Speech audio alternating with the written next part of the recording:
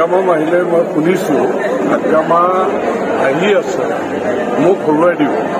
তেওঁ এইটো ভবাটো উচিত নহয়। তেওঁ ভয়ত মই কঁপি থাকিম যে হাগ্ৰামাই যদি তেনেকৈ ভাবিছে হাগ্ৰামা মহিলাই ডাঙৰীয়াই, তেওঁ এতিয়া ইলেকশ্যনৰ আগত বহু ডাঙৰ কথা ক'লে নহয়। অৱস্থাটো কি হ'ল? নিৰ্বাচনৰ আগদিনা ৰিজাল্টত যোনে বিটিআৰ ৰাখিব নোৱাৰিলে, সি বিটিআৰৰ বাহিৰৰ চতিয়া সমষ্টিত তেওঁ যিটো দাদাগিৰিৰ কথা কৈছে, তেওঁ এই দাদাগিৰিৰ কথাটো 2 তাৰিখলৈ 2 মে'লে তেওঁ ৰেডি থাকক। তেওঁ এই দাদাগিৰিৰ ৰিপ্লাইটো 2 মে'ৰ দিনা চতিয়া সমষ্টিৰ ৰাইজে, এই অঞ্চলৰ ৰাইজে, এই অঞ্চলৰ বড়ো ৰাইজেও ইয়াৰ উপযুক্ত জবাব হাগ্ৰামা মহিলাই ডাঙৰীয়াক দিব। এইবাৰ তেওঁ তাৰ কাৰণে সাজু থাকে। তেওঁ প্ৰথম বিটিআৰৰ 12টা ছিট বচাওকচোন। তেওঁ যিটো কৈ আছে ইমান শক্তিশালী নেকি? যিটো সময়ত তেওঁ BTC প্ৰধান আছিল তেতিয়াই তেওঁ চতিয়া সমষ্টিত BPFৰ কেণ্ডিডেট দি পেলাই চিকিউৰিটি মৰা পৰিছে। কেইটা ভোট পালে? তেতিয়াওতো ইয়াত হেলিকপ্টাৰ লৈ তেওঁ ইমান ডাঙৰ গুণ্ডা বুলি কৈছিল নিজকে। পিছত খেনটো অহা দি ফেঁচাটো যোৱা দি গ'ল দেখোন।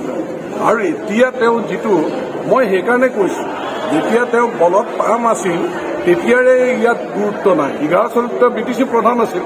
তেওঁৰ কথাত কেইটা মানুহ ভোট দিলে?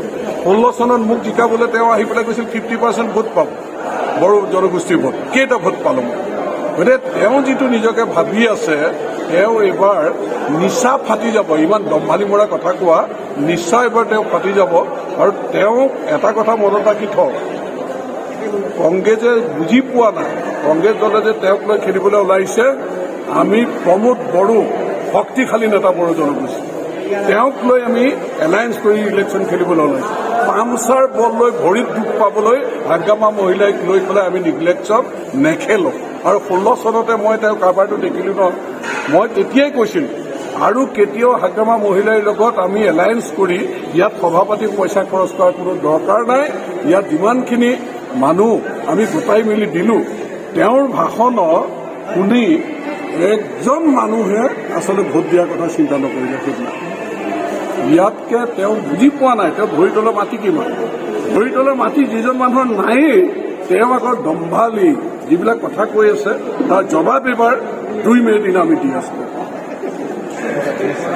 লগে লগে হেমন্ত বিশ্ব শৰ্মাই ফৰেন কাণ্ট্ৰিত যাব টিকেট কাটি লৈছে। সি জানে যে এইবাৰ বিজেপি চৰকাৰ নাহিব, সেইকাৰণে সি পলাবৰ কাৰণে অলৰেডি টিকেট কাটিছে। যাব ফ্ৰান্স, জাৰ্মান, এইফালে মানে বাহিৰত ফৰেন কাণ্ট্ৰিত, ফ্ৰান্সত যাব, জাৰ্মানত যাব, এইফালে নিউয়ৰ্কত যাব, এইফালে লণ্ডনত যাব, স্কটলেণ্ডত যাব, এইবিলাক চব টিকেট কাটি লৈছে। নাথাকিব ই আৰু শেষ। নিৰ্বাচন মহাজোঁটে চৰকাৰ গঠন কৰিলে, মহাজোঁটত চৰকাৰ গঠন হ'ব, সেইটো 100% হেমন্ত বিশ্ব শৰ্মাই গম পাইছে। সেইকাৰণে আগতীয়াকৈ সেই টিকেটটো বুক কৰি লৈছে। এতিয়া শেষ হোৱাৰ লগে লগে সি পলাব। ক'ত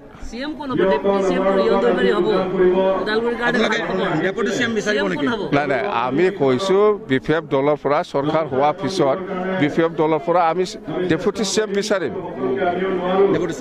ডেপুটি CM বিচাৰিম বুলি কৈছোঁ আমি। হা, চেনিয়ৰ হিচাপে আমাৰ ৰিহন ডিমাৰী ঠিক আছে। ছাৰ কালি পদ্ম হাজৰিকাই কৈছে যে এই পদ্ম হাজৰিকা 100% হাৰি 100% হাৰি। আপোনালোকে জানে CM পষ্টটো লৈ পেলাই চবেই জানে। ইয়াৰ কাৰণে এইবাৰ কংগ্ৰেছে হাৰিব। 2টা ভাগ হৈছে বাছ।